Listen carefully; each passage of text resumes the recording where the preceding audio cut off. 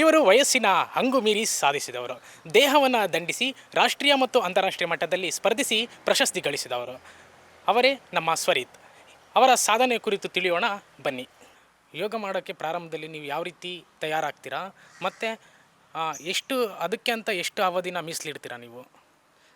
First ಯೋಗಾಸನ ಮಾಡುವಾಗ just ನಾರ್ಮಲಾಗಿ mat ಹಾಕ್ಕೊಂಡು ಮತ್ತು ಅದಕ್ಕಂತ ಒಂದು ಡ್ರೆಸ್ ಕೋಡ್ ಇರುತ್ತೆ, ಅದನ್ನು ಹಾಕೋತೀವಿ. ಅದನ್ನು ಹಾಕ್ಕೊಂಡು ಫಸ್ಟ್ ಒಂದು 2 ಅವರ್ಸ್ ನಾವು ವಾರ್ಮಪ್ ಅಂತ ಮಾಡ್ತೀವಿ.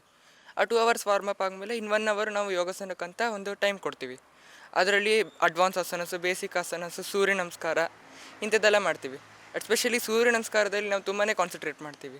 SGS ಇಂಟರ್ನ್ಯಾಷನಲ್ ಯೋಗ ಫೌಂಡೇಶನ್ ಅಂತ, ಅಲ್ಲಿ ಯೋಗಾಸನ ಪ್ರಾಕ್ಟೀಸ್ ಮಾಡೋದು. ಅಲ್ಲಿ ಬ್ಯಾಚಸ್ ಇರುತ್ತೆ, ಬೆಳಗ್ಗೆ ಸಂಜೆ ರಾತ್ರಿ ಅಂತ. ಸೊ ಅದರಲ್ಲಿ 3 ಅವರ್ಸ್ ಇರುತ್ತೆ. ಒಂದು ಬಿಗಿನರ್ಸ್ಗಂತ ಇರುತ್ತೆ, ಇನ್ನೊಂದು ಅಡ್ವಾನ್ಸ್ ಲೆವೆಲ್ಸ್ಗಂತ ಇರುತ್ತೆ. ನಾನು ಅಡ್ವಾನ್ಸ್ ಲೆವೆಲ್ ಇರೋರ ಕಡೆ ಹೋಗ್ತೀನಿ. ಆ ಕಡೆ 3 ಅವರ್ಸ್ ಯೋಗ ಪ್ರಾಕ್ಟೀಸ್ ಮಾಡಬೇಕು ನಾನು. ಇಲ್ಲ ಸಂಜೆ ಮಾಡ್ತೀನಿ, ಇಲ್ಲ ಬೆಳಗ್ಗೆ ಮಾಡ್ತೀನಿ. ಸೊ ಇವಾಗಿನ ಕಾಲಮಟ್ಟದಲ್ಲಿ ಯೋಗ ಅನ್ನೋದು ಎಷ್ಟು ಇಂಪಾರ್ಟೆಂಟ್ ಆಗುತ್ತೆ?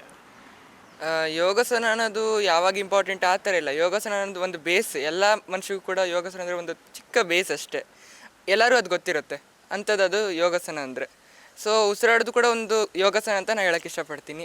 ಪ್ಲಸ್ ಯೋಗಾಸನದಲ್ಲಿ ನೀವು ಹೋಗ್ತಾ ಹೋಗ್ತಾ ಬೇರೆ ಬೇರೆ ರೀತಿಯೆಲ್ಲ ನೋಡ್ತೀರ. ಅದೊಂಥರ ಎಷ್ಟು ಆಳ ಇದೆ ಅಂದರೆ ಒಂದು ಸತಿ ಅದನ್ನು ನೋಡಾದ್ಮೇಲೆ ಅದನ್ನು ಒಂದು ಆಳ ಅವ್ರಿಗೆ ಬರೋಕ್ಕೆ ಸಾಧ್ಯನೇ ಇಲ್ಲ, ಅಷ್ಟು ಜಾಸ್ತಿ ಇದೆ.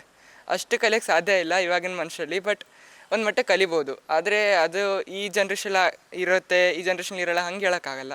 ಯೋಗಾಸನ ಅನ್ನೋದು ಎಲ್ಲದಕ್ಕೂ ಕೂಡ ಮೆಡಿಸನ್ ಆ್ಯಕ್ಚುಲಿ. ಅದು ನೀವು ಎಲ್ಲದಕ್ಕೂ ಕೂಡ ಎಲ್ಲದಕ್ಕೂ ಪ್ರೇರಣೆ ಸಿಗುತ್ತೆ ಅದರಿಂದ ನಿಮಗೆ. ನೀವು ನೋಡಿ ವೆಯ್ಟ್ ಲಾಸ್ ಅಂತ ಇದೆಯಲ್ಲ, ಇದು ಯೋಗಾಸನದಲ್ಲಿ ತುಂಬ ಆರಾಮಾಗಿ ಆಗೋಂಥ ಒಂದು ಕೆಲಸ ಅದು ಆ್ಯಕ್ಚುಲಿ. ಎಲ್ಲರೂ ಕೂಡ ವೆಯ್ಟ್ ಲಾಸ್ ಆಗೋಕ್ಕಂತ ಏನೇನೋ ಕೆಲಸ ಮಾಡ್ತಾರೆ. ಪ್ರೋಟೀನ್ ತೊಗೊಳ್ಳೋದು, ಬೇರೆ ಬೇರೆ ರೀತಿಯೆಲ್ಲ ಹೈಬ್ರಿಡ್ ಥಿಂಗ್ಸ್ ಎಲ್ಲ ಮಾಡೋದು, ಅಂಥದ್ದೆಲ್ಲ ಮಾಡ್ತಾರೆ ಅದರಿಂದ ಸಣ್ಣ ಆಗ್ತೀವಿ ಅಂತ. ಬಟ್ ಅದರಿಂದ ಸಾಧ್ಯನೇ ಇಲ್ಲ. ಯೋಗಾಸನದಲ್ಲಿ ಆರಾಮಾಗುತ್ತೆ. ನಮ್ಮ ಯೋಗ ಕ್ಲಾಸಲ್ಲಿ ಎಷ್ಟೋ ಕಡೆಯಿಂದ ಪ್ರಾಕ್ಟಿಕಲಾಗೂ ತೋರಿಸಿದ್ದಾರೆ. ಒಬ್ಬರು ಒಂದು 1 ಇಯರಲ್ಲಿ ಬಂದಿದ್ದವರು ಮತ್ತು ಇನ್ನಿಕ್ಕಿದ್ದು 4th ಇಯರಲ್ಲಿ ಎಷ್ಟು ಸಣ್ಣ ಆಗಿದ್ದಾರೆ, ಇಂಥದ್ದೆಲ್ಲ ಪ್ರಾಕ್ಟಿಕಲಲ್ಲಿ ತೋರಿಸಿದ್ದಾರೆ. ಸೊ ಇದರಿಂದ ಗೊತ್ತಾಗುತ್ತೆ ಯೋಗಾಸನದಿಂದ ಎಷ್ಟೆಲ್ಲ ಯೂಸಸ್ ಇದೆ ಅಂತ. ಮತ್ತು ನಮಗೊಬ್ಬ ಫ್ರೆಂಡ್ ಇದ್ದ ರಜತ್ ಅಂತ. ಅವನಿಗೆ ಒಂದು ಸ್ಕಿನ್ ಟೈ ಅನ್ನೋ ಒಂದು ಪ್ರಾಬ್ಲಮ್ ಇತ್ತು. ಅದರಲ್ಲಿ ಅವ್ನ ಕಣ್ಣು ಒಂದೇ ಸಮ ಆ ಕಡೆ ಈ ಕಡೆ ಅಲ್ಲಾಡಿಸಿದ್ದ. ಬಟ್ ಇವಾಗ ಯೋಗಾಸನ ಪ್ರಾಕ್ಟೀಸ್ ಮಾಡಿ ಅವ್ನ ಕಣ್ಣು ಸರಿ ಹೋಗಿದೆ. ಮತ್ತು ಇದು ಸ್ಟಡೀಸಲ್ಲೂ ಕೂಡ ತುಂಬ ಇಂಪಾರ್ಟೆಂಟ್ ಆಗುತ್ತೆ. ಯೋಗಾಸನ ಮಾಡ್ತೀವಲ್ಲ ಆವಾಗ ನಾವು ಓದೋ ವಿಚಾರ ಎಲ್ಲ ತುಂಬಾ ಕೂಡ ಚೆನ್ನಾಗಿ ಗ್ಲಾನ್ಸ್ ಮಾಡ್ತೀವಿ, ಚೆನ್ನಾಗಿ ಅದನ್ನು ಅಬ್ಸರ್ವ್ ಮಾಡ್ಕೋತೀವಿ. ಅದೊಂಥರ ಎಲ್ಲದೂ ಕೂಡ ಒಂಥರ ಮೆಡಿಸನ್ ಅಂತ ಹೇಳೋಕ್ಕೆ ಇಷ್ಟಪಡ್ತೀನಿ. ಈಗ SDMಗೆ ಬಂದಾಗ ಯೋಗಕ್ಕೆ ಸಂಬಂಧಪಟ್ಟಿದ್ದು ಹೇಗೆ ನಿಮಗೆ ಬೆಂಬಲ ಸಿಗ್ತಾ ಇದೆ SDM ಕಡೆಯಿಂದ? ಫಸ್ಟು ನಾನು ಇಲ್ಲಿ ಸಿದ್ಧಾವನಕ್ಕೆ ಸೇರಿದಾಗ ನಾನು ಯೋಗಾಸನ ಪ್ರಾಕ್ಟೀಸ್ ಮಾಡಬೇಕಂತ ಒಂದು ಗುರಿ ಇಟ್ಕೊಂಡಿದ್ದೆ. ಇಲ್ಲೂ ಕೂಡ ಯೋಗಾಸನ ಮಾಡಲೇಬೇಕು, ಪ್ರಾಕ್ಟೀಸು 3 ಅವರ್ಸ್ ಮಾಡಬೇಕಂತ. ಬಟ್ ಅದು ಕಾರಣಾಂತರದಿಂದ ಆಗಲಿಲ್ಲ. ಆದರೆ ಬೆಳಗ್ಗೆ ಹೊತ್ತು ನಾನೇ ನನ್ನ ಫ್ರೆಂಡ್ಸ್ಗೆಲ್ಲ ಯೋಗಾಸನ ಹೇಳ್ಕೊಡ್ತೀನಿ. ಸೊ ಇದರಿಂದ ನಂಗೆ ಸ್ವಲ್ಪ ಎಲ್ಲರೂ ಕೂಡ ಹೇಳ್ಕೊಡೋ ರೀತಿಯಿಂದ ನಂಗೆ ಸ್ವಲ್ಪ ಹಾಗೆ ಒಂದು ಫ್ರೆಶ್ ಫೀಲಿಂಗ್ಸ್ ಸಿಗ್ತಾಯಿತ್ತು. ಪ್ಲಸ್ SDM ಕಾಲೇಜಲ್ಲಿ ನನಗೆ ಯೋಗಾಸನ ಬಗ್ಗೆ ಅಷ್ಟೊಂದು ಮೋಟಿವೇಶನ್ ಸದ್ಯಕ್ಕಾಗಿಲ್ಲ. ಯಾಕಂದರೆ ನಾನು ಫಸ್ಟ್ PU ಸೇರ್ಕೊಂಡಿರೋದು. ಸೊ ಅದಕ್ಕೆ ನಂಗೆ ಅಷ್ಟೊಂದೆಲ್ಲ ಸಿಕ್ಕಿಲ್ಲ. ಬಟ್ ಕೊಡ್ತಾರೆ ಅಂತ ನಂಗೆ ಗೊತ್ತಿದೆ. ಯಾಕಂದರೆ ಸ್ಪೋರ್ಟ್ಸ್ ಮೇಲೆ ತುಂಬಾ ಇವರು ಒಂದು ಸ್ವಲ್ಪ ಕಾನ್ಸಂಟ್ರೇಷನ್ ಕೊಡ್ತಾರೆ, ಸ್ಟಡೀಸ್ ತನಕ ಕೂಡ ಜಾಸ್ತಿ ಕೊಡ್ತಾರೆ. ಸೊ ಅದಕ್ಕೆ ನಾನು ಮುಂದೆ ನೋಡ್ತೀನಿ, ಅದನ್ನು ಕೂಡ ಅವರು ಸಪೋರ್ಟ್ ಮಾಡ್ಬೋದು ಅಂತ ನಾನು ಖಂಡಿತ ಹೇಳೋಕ್ಕೆ ಇಷ್ಟಪಡ್ತೀನಿ. ಪ್ರತಿ ಬಾರಿ ನೀವು ಭಾಗವಹಿಸಿ ಸ್ಟೇಜ್ ಮೇಲೆ ಪ್ರಶಸ್ತಿನ ಪಡಿಬೇಕಾದ್ರೆ ನಿಮಗೆ ಆವಾಗ ಏನು ಅನಿಸ್ತಿತ್ತು? ಫಸ್ಟ್ ಆಫ್ ಆಲ್ ನಾನು ಯೋಗಾಸನ ಸ್ಟಾರ್ಟ್ ಮಾಡಿದಾಗ ನಾನು ತುಂಬಾ ಆ್ಯಕ್ಚುಲಿ ಎಲ್ಲದಕ್ಕೂ ಸೋಲ್ತಾ ಇದ್ದೆ. ನಾನು ಯಾವ ಕಾಂಪಿಟೇಷನ್ಸಲ್ಲೂ ಕೂಡ ಗೆಲ್ತಾ ಇರಲಿಲ್ಲ ಫಸ್ಟ್ ಆಫ್ ಆಲು.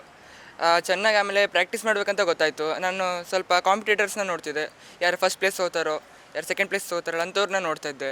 ಅವ್ರ ಆಸನಸ್ ಎಲ್ಲ ನೋಡ್ತಿದ್ದೆ, ಅವ್ರು ಹೆಂಗೆ ಪರ್ಫೆಕ್ಷನ್ಸ್ ಮಾಡ್ತಿದ್ರು ಆ ಥರ ಎಲ್ಲ ನೋಡ್ತಾಯಿದ್ದೆ. ಸೊ ಅದರಿಂದ ನನಗೊಂದು ನ್ಯಾಕ್ ಸಿಕ್ತು ಯಾವ ಥರ ಮಾಡೋದು ಅಂತ. ಆಮೇಲೆ ಅದನ್ನು ನಮ್ಮ ಯೋಗ ಮಾಸ್ಟರ್ಗೂ ಕೇಳಿದೆ ಯಾವ ಥರ ಹೆಂಗೆ ಮಾಡೋದು ಅಂತ. ಅವ್ರು ಇನ್ನೂ ಬ್ರೀಫಾಗಿ ಆನ್ಸರ್ ಮಾಡಿದ್ರು. ನಂಗೆ ಅದರಿಂದ ಯೋಗ ಪ್ರಾಕ್ಟೀಸಿಂದ ಅದಕ್ಕೆ ವಾರ್ಮಪ್ಪು ತುಂಬಾ ಇಂಪಾರ್ಟೆಂಟ್ ಅಂತ ಗೊತ್ತಾಯಿತು. ಸೊ ವಾರ್ಮಪ್ ಮಾಡ್ತಾ ಮಾಡ್ತಾ ನಾನು ಯೋಗಾಸನ ಪ್ರಾಕ್ಟೀಸ್ ಮಾಡ್ತಾ ಹೋದೆ. ಆವಾಗ ನನಗೆ ಸೆಲೆಕ್ಷನ್ ರೌಂಡ್ ಅಂತ ಬರುತ್ತೆ, ಟೂರ್ನಮೆಂಟ್ಸ್ ಯೋಗಾಸನದಲ್ಲಿ. ಫಸ್ಟ್ ಝೋನ್ ಲೆವೆಲು, ಆಮೇಲೆ district, taluk, state, national, international ಆ ಥರ. ಇವಾಗ ಇಂಟರ್ನ್ಯಾಷನಲ್ವರೆಗಿಲ್ಲ, ನ್ಯಾಷನಲ್ವರೆಗಿದೆ. ಅಲ್ಲಿವರೆಗೂ ಹೋಗಿದ್ದೆ, ನ್ಯಾಷನಲ್ವರೆಗೆ ಸೆಲೆಕ್ಟ್ ಆಗಿದ್ದೆ. ಬಟ್ ಅಲ್ಲಿ ಗೆಲ್ಲಕ್ಕಾಗಲಿಲ್ಲ. ಫಸ್ಟು ನಾನು ಝೋನ್ ಲೆವೆಲ್ಲಿ ಆಡುವಾಗ ಒಂದು ಸತಿ ಸ್ಟಾರ್ಟಿಂಗಲ್ಲಿ ಫಸ್ಟ್ ಬಂದೆ. ಆವಾಗ ಒಂಥರ ಖುಷಿ ಆಯಿತು, ಫಸ್ಟ್ ಬಂದಿದ್ದೀನಿ ಅಂತ. ಆಮೇಲೆ ಸೆಲೆಕ್ಟ್ ಆಗಿ ಸೆಕೆಂಡ್ ರೌಂಡ್ಗೆ ಹೋದಾಗ, ಅಂದರೆ ತಾಲೂಕು ಲೆವೆಲ್ಗೆ ಹೋದಾಗ ಆವಾಗ ಸೆಲೆಕ್ಟ್ ಆದೆ, ಒಂದು 3rd ಪ್ಲೇಸ್ ಬಂದು. ಅದು ಪರವಾಗಿಲ್ಲ ಅನ್ನಿಸ್ತು. ಬಟ್ ಹೋಗ್ತಾ ಆಮೇಲೆ ನ್ಯಾಷನಲ್ವರೆಗೆ ಸೆಲೆಕ್ಟ್ ಆಗೋದೆ ನಾನು. ಸೊ ಅದರಿಂದ ಏನೋ ಒಂಥರ ಪ್ರೌಡ್ ಫೀಲ್ ಶುರು ಆಯಿತು ನನಗೆ, ಇದೆಲ್ಲ ಸರಿ ಇದೆ ಅಂತ. ಹಂಗೆ ಪ್ರೈಸಸ್ ಎಲ್ಲ ತೊಗೊಳ್ತಾ ಇದ್ದೆ. ಅದಾದಮೇಲೆ ಅದ್ರ ಮಧ್ಯೆ ಪ್ರೈವೇಟ್ ಕಾಂಪಿಟೇಷನ್ಸ್ ಅಂತಲೂ ಬರ್ತಿತ್ತು ಯೋಗಾಸನದಲ್ಲಿ ನನಗೆ. ಅದರಲ್ಲೂ ಕೂಡ ಒಳ್ಳೊಳ್ಳೆ ಪ್ಲೇಸಸ್ ತೊಗೋತಾ ಇದ್ದೆ. ಅದರಲ್ಲಿ ಟೈಪ್ಸ್ ಇದೆ, ಒಂದೇ ರೀತಿ ಅಲ್ಲ. ನಾನು ಒಬ್ಬನೇ ಯೋಗಾಸನ ಪ್ರಾಕ್ಟೀಸ್ ಮಾಡೋ ಅಂತ ಅಲ್ಲ. ಕಾಂಪಿಟೇಷನ್ಸಲ್ಲಿ ನಾನು ಒಂದು ಸಿಂಗಲ್ ಮಾಡ್ಬೋದು, ಪೇರ್ ಮಾಡ್ಬೋದು, ಇಲ್ಲ ಗ್ರೂಪ್ ಮಾಡ್ಬೋದು, ಅಂಥದ್ದೆಲ್ಲ ಇದೆ. ಅಂಥ ಪ್ರಾಕ್ಟೀಸ್ ಮಾಡುವಾಗ ಒಳ್ಳೊಳ್ಳೆ ಪ್ರೈಸಸ್ ಅಂತೂ ಬರ್ತಿತ್ತು ನಮಗೆ. ಟ್ರಾಫಿ, ಮೆಡಲ್ಸ್, ಸರ್ಟಿಫಿಕೇಟ್ಸ್, ಅದರಲ್ಲಿ ಕೂಡ ಗೌರ್ಮೆಂಟ್ ಸೈಡಲ್ಲಂತೂ ತುಂಬ ಚೆನ್ನಾಗಿ ಬಂದಿದೆ. ಸೊ ಅದರಿಂದ ಒಂದು ಒಳ್ಳೆ ಇನ್ಫ್ಲೂಯೆನ್ಸು ಕೂಡ ಇದೆ. ಅದರಿಂದ ನನಗೆ ಇಂಟರ್ನ್ಯಾಷನಲ್ ಕಾಂಪಿಟೇಷನ್ಸ್ಗೂ ಕೂಡ ಹೋಗಿ ಬಂದಿದ್ದೀನಿ. ಕಾಂಬೋಡಿಯಾ ಅಂತ ಒಂದು ದೇಶ, ಅಲ್ಲಿ ಸೆಕೆಂಡ್ ಪ್ಲೇಸ್ ಗೆದ್ಕೊಂಡು ಬಂದಿದ್ದೀನಿ. ಮತ್ತು ನಾನು ಯೋಗಾಸನ ಮಾಡುವಾಗೆಲ್ಲ ನನಗೆ ಒಂದಂತೂ ಅನಿಸೋದು, ಎಲ್ಲಾದರೂ ಗೆದ್ದರೆ ಆವಾಗ ಇನ್ನೂ ಹೆಚ್ಚು ಗೆಲ್ಲಬೇಕಂತ ಒಂದು ಆಸಕ್ತಿ ಹುಟ್ತಾಯಿತ್ತು.